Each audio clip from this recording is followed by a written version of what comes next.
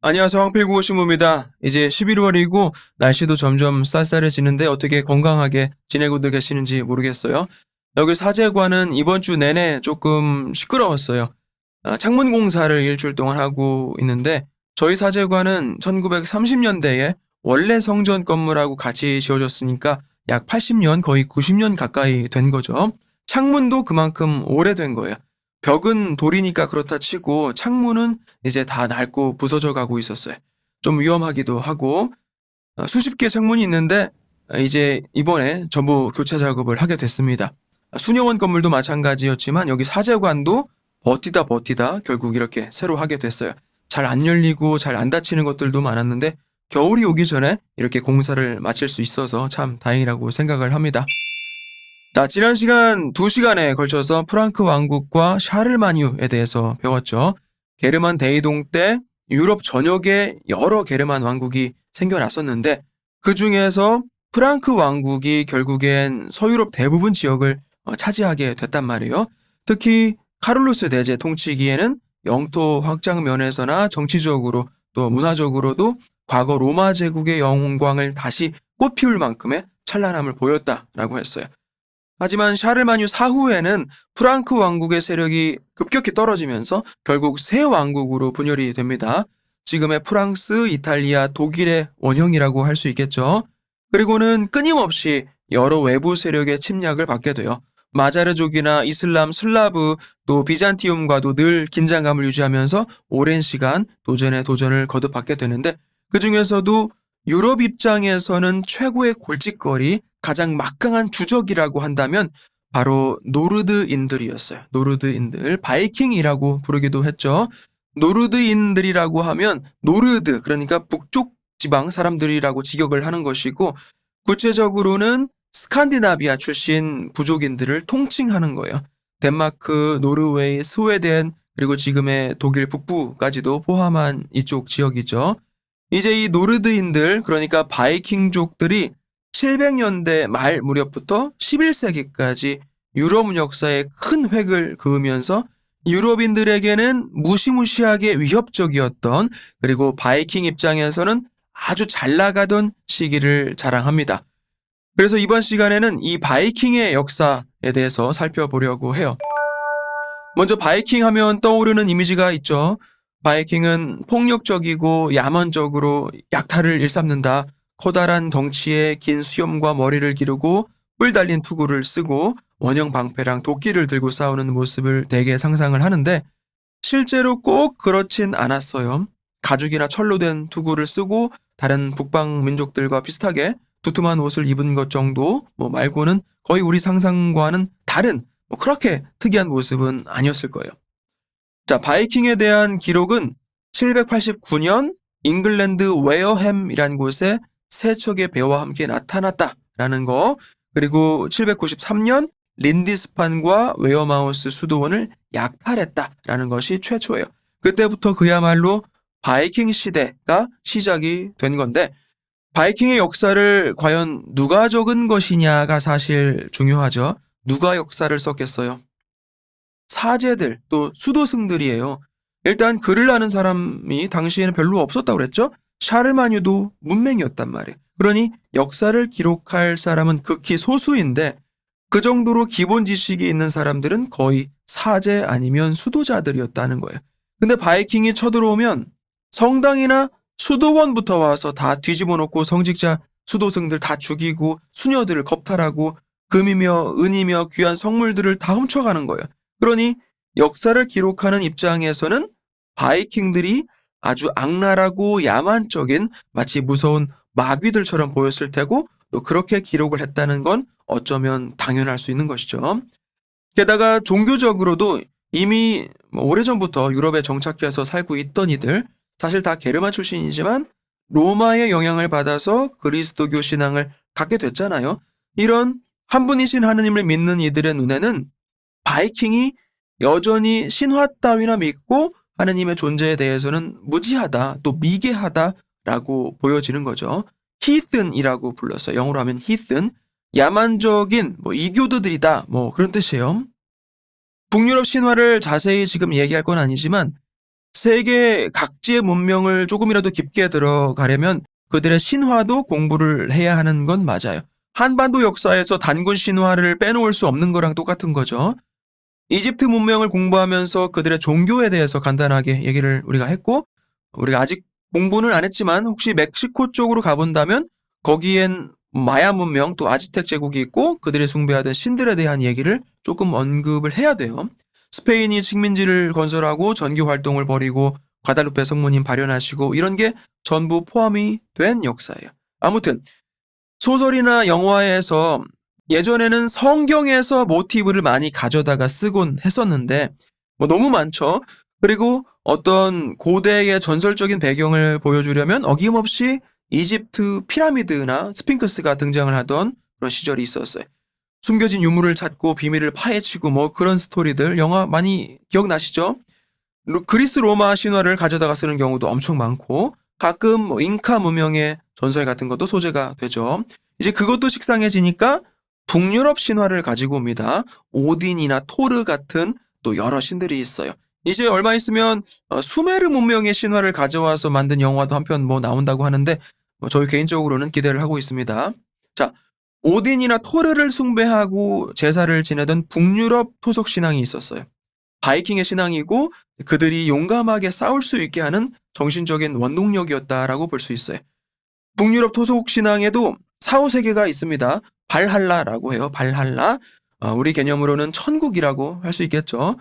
바이킹은 생애 동안에 용감하게 싸우고 죽어서는 이 발할라라는 곳에 가는 걸 최고의 영광으로 생각을 했어요.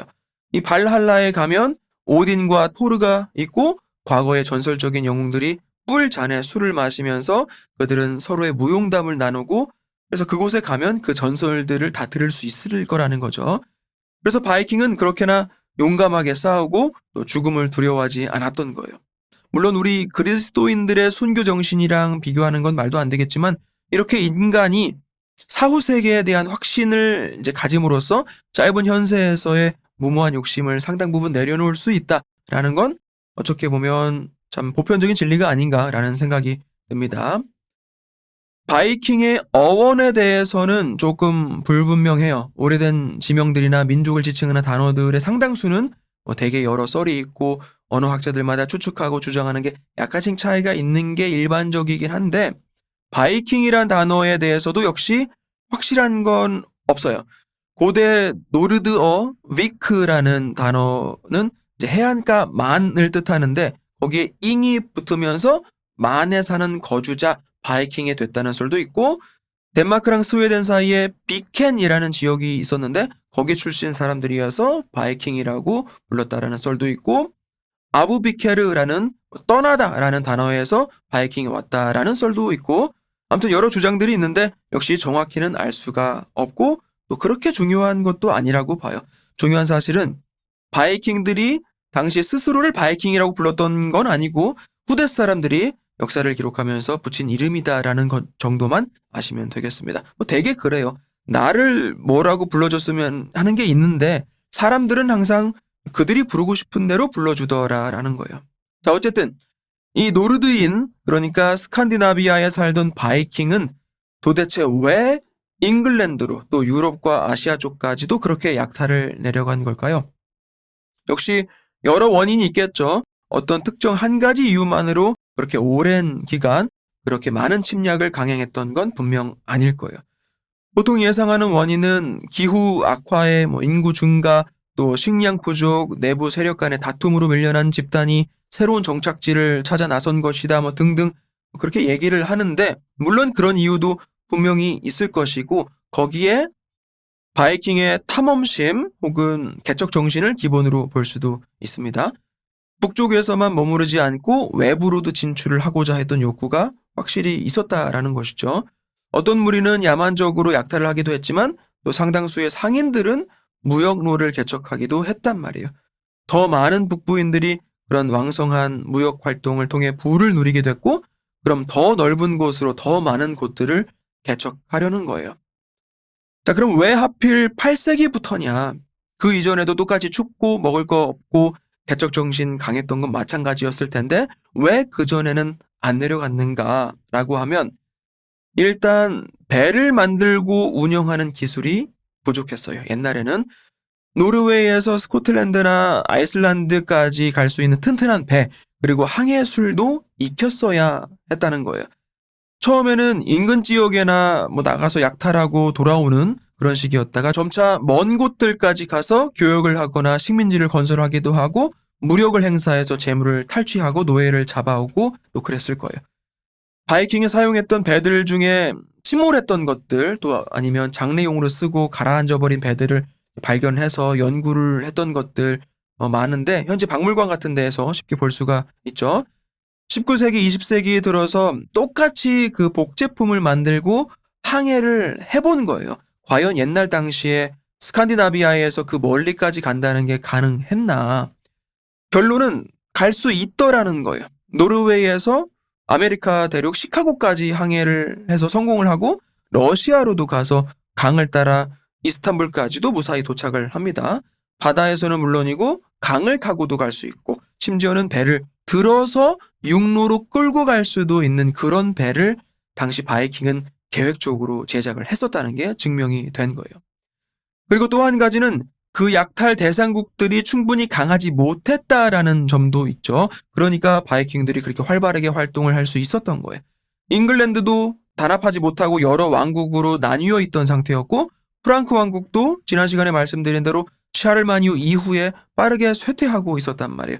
만약 바이킹이 처음에 잉글랜드 린디스판 수도원을 쳐들어왔을 때 끄떡할 거 없이 강력한 방어 체계를 보여줬다면 바이킹도 다시는 쳐들어올 생각을 안 했을 것이고, 역사의 기록도 그냥 웬 놈들이 왔다가 혼쭐 나고 가서는 다시는 안 오더라 하고 잊혀졌을 거예요. 자, 그래서 모든 역사 속의 사건들에는 분명히 이유가 있고 한 가지 이유가 아니라 여러 복합적인 과정에 의해 일어난 것이더라 라는 거예요. 그럼 바이킹은 어디까지 약탈을 가느냐? 지도를 보면 덴마크 출신 바이킹, 그러니까 데인족은 주로 잉글랜드 동남부 쪽으로 들어가요. 배 타고 가면 그렇게 먼 거리도 아니죠. 칠왕국이랑 다른 왕국들이 데인족 하면 치를 떨 정도로 만들어버립니다. 이때 전설적인 인물 하나가 있는데 라그나 로드브로크라고 해요. 라그나 로드브로크. 말 그대로 전설의 인물이에요. 실존했는지도 확실치 않은, 지금의 덴마크랑 스웨덴 지역을 전부 지배했던, 그러니까 데인족의 왕이고 동시에 스비아족의 왕이기도 했었다라는 그 라그나라는 인물이에요. 프랑스랑 잉글랜드를 여러 차례 침공하고 일부 영토까지 받았었다고 해요. 그의 아들들도 또 있었다고 해요. 그의 아들들이라는 이바르, 뵈른, 할프단, 시구르트, 우바 이런 인물들은 바이킹 역사에도 나오고 프랑스 역사에서도 기록을 하고 있는 실존 인물이 확실해요. 라그나 로드브루크가 놀선부리아의 왕 엘라에게 잡혔는데 엘라가 라그나를 뱀 굴에 던져버리고 독살시켰다. 그래서 그 아들들이 잉글랜드로 가서 복수를 벌였다라는 건데, 어쨌든 라그나가 실제 있었던 인물인지도 사실 확실히 모르는 거니까 아마 바이킹의 잉글랜드 침공을 정당화하기 위해 만들어진 이야기가 아니냐라는 주장도 나올 수가 있겠죠. 프랑스 역사 기록을 보면 845년 바이킹 무리가 파리 센느강까지 쳐들어온 사건이 있었는데, 그때 바이킹 대장이 레긴헤루스라는 인물이었다라고 나와요. 그래서 대개는 이 레긴헤루스랑 라그나를 동일 인물이라고 보기도 하는데, 역시 학자들 사이에서는 논쟁이 돼요. 온전히 만들어진 전설의 영웅이다라는 쪽하고 약간 과장된 부분은 있겠으나 분명히 역사 속에 기록된 실존 인물인 것은 확실하다라는 쪽하고 어딘가 중간이 아니겠나 생각을 해봅니다. 그리고 지금의 노르웨이 지역의 바이킹, 노르웨이라고 하면 북쪽 길이라는 뜻이 되겠죠. 이 노르웨이인들은 먼저 잉글랜드 북부, 또 스코틀랜드로 갑니다. 그리고 아일랜드, 또 아이슬란드랑 북대서양을 건너서 그린랜드까지도 가요.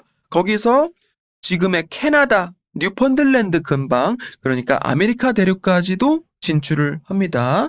유럽에서 아메리카를 처음 발견한 건 그러니까 콜럼버스가 아니고 바이킹들이었다라는 얘기가 되는 거예요. 이렇게 바이킹 에릭손과 그 일행이 아메리카 원주민들을 만나는 장면을 상상한 그림도 있습니다. 여기서 프랑크 북부 루앙을 정복하고 파리 시내까지 끈질기고 난폭하게 약탈했던 이번에는 실존 인물이 있어요. 롤로라고 해요. 롤로. 프랑크가 처음엔 이 롤로랑 일당들한테 금도 주고 뇌물도 풀어가면서 달래도 보고 무력으로 막아도 보고 별의별 짓을 다 해봤는데도 안 되는 거예요. 결국 프랑크 왕이 당시 샤를 3세였는데 그러니까 샤를마뉴 증손자가 되는 거예요. 이 샤를 3세가 롤로한테 아예 땅을 줘버립니다. 여기 비옥한 땅이 있으니 농사나 짓고 사시오. 대신에 그만 좀 괴롭히시오 하는 거죠. 봉건제가 뭔지 기억하시죠? 봉건제. 그러니까 프랑크는 바이킹 우두머리에게 봉토를 주고 계약 관계를 맺는 일종의 회유 정책을 쓴 거죠. 대신에 롤로에게 부하들을 다 내놓고 제례를 받고 그리스도교를 받아들이도록 합니다. 911년이에요.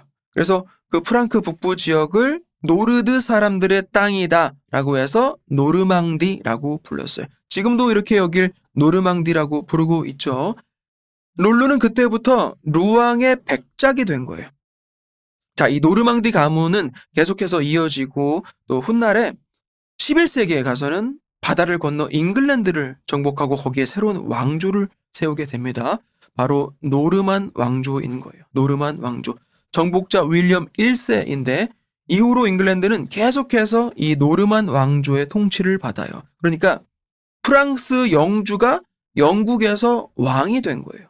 나중에 프랑스 통치권을 두고 영국과 프랑스가 100년 동안 전쟁을 치르게 되는데 바로 이 상황이 그 최초의 원인이 되는 것이죠. 그리고 그 배경에 맨 처음으로 가본다면 노르만 왕조 시조인 윌리엄 1세는 바로 바이킹의 왕 롤로의 후손이다 라는 거예요. 이때 노르만족은 잉글랜드에 가서도 여전히 프랑스어를 쓰고 있었는데 그래서 그 계기로 영어에 프랑스어 영향이 많이 섞이게 됩니다. 특히 같은 표현이라도 높은 클래스에서 쓰는 어휘는 프랑스 어원에서 온 단어들이 꽤 많아요. 예를 들어서 영어로 요리사를 부를 때 그냥 캐주얼하게는 쿡이라고 하지만 있어 보이는 표현을 쓰면 셰프라는 단어를 쓰죠. 화장실을 bathroom이라고 혹은 남자 화장실은 men's room, 여자 화장실은 ladies room이라고 하기도 하지만 lavatory라는 불어 어원의 단어도 쓸 수가 있어요. 여름방학, 그냥 summer break라고 하지만 vacation이라는 단어를 쓸 수도 있죠. 속옷도 그냥 underwear라고 보통 부르지만 약간 조금 고급진 여성 속옷은 란제리라고 불러요. 영화도 무비나 필름이라고 캐주얼한 표현을 쓰기도 하지만 더 있어 보이는 불어 단어는 시네마라는 게 있어요. 미용실 갈 때도 대개는 헤어샵이라고 하는데 어떤 사람들은 꼭 살롱이라고 부른단 말이에요. 자, 이렇게 좀 있는 척 하고 싶을 때 일상 용어보다는 이런 프랑스어 어원의 영어를 일부러 쓰기도 합니다. 아무튼 노르망디라는 확실한 지역명으로 바이킹의 역사를 뚜렷하게 남긴 경우는 가장 대표적이라고 할 수 있고 그 밖에도 지중해 연안이나 동유럽, 아프리카, 인도 또 아시아 쪽으로도 바이킹의 흔적을 찾아볼 수가 있어요. 12세기 초에 당시까지 이슬람이 지배하고 있던 시칠리아 섬하고 이탈리아 남부 지역 메초조르노 지방에서 이슬람을 내쫓아낸 그리스도인들이 있었어요. 이탈리아하고는 분리된 시칠리아 왕국을 그러고는 세웠는데 이들의 조상도 역시 바이킹이었어요. 세례받고 개종한 바이킹의 후손이 이슬람을 물리치고 시칠리아 왕국을 세워서 19세기 초까지 존속을 합니다. 800년가량의 역사를 기록한 대단한 왕국이죠. 그리고 러시아. 사실 지도만 봐도 알 수 있지만 스칸디나비아에서 북해를 건너 잉글랜드로 가거나 대서양을 지나서 아이슬란드로 향하는 것보다는 반대 방향 발트해를 건너는 게 훨씬 쉬워요.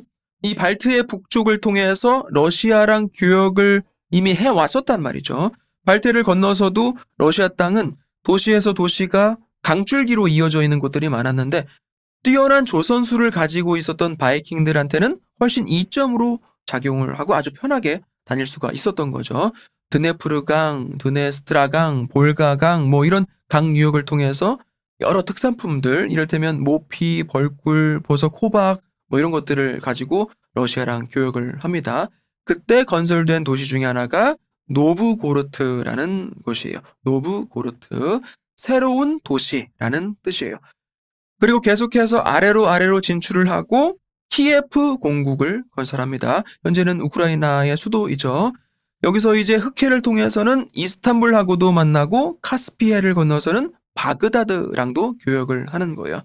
자, 이쯤 되면 바이킹을 단순한 야만족 약탈꾼으로만 볼 수가 없어요. 그들의 개척 정신, 탐험심, 또 항해술은 인정을 해줘야 돼요. 자, 그래서 다시 러시아.